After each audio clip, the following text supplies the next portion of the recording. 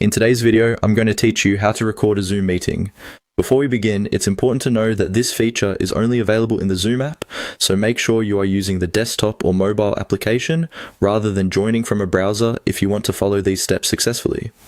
This is a quick process, but it helps to know exactly where to look so you can start recording without confusion during your meeting.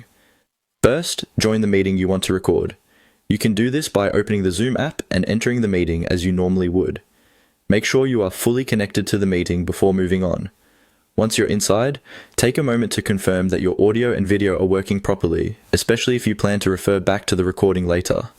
Having everything set up correctly at the start will make the final recording much more useful.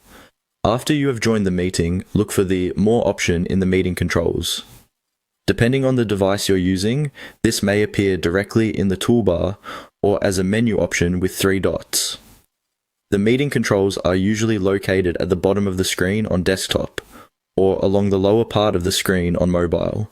If you don't immediately see the controls, move your mouse or tap the screen to make them appear. Click on More to open the Additional Options menu. This is where Zoom places features that are not always shown in the main control bar. Opening this menu gives you access to extra tools, including the recording option you need. Then click Record. As soon as you do this, Zoom will begin recording the meeting. In many cases, participants may hear or see a notification that recording has started, which helps keep everyone informed. Once recording is active, you can continue with your meeting as usual. That's all there is to it.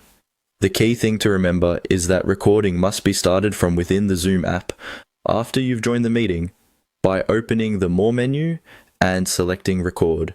If you don't see the record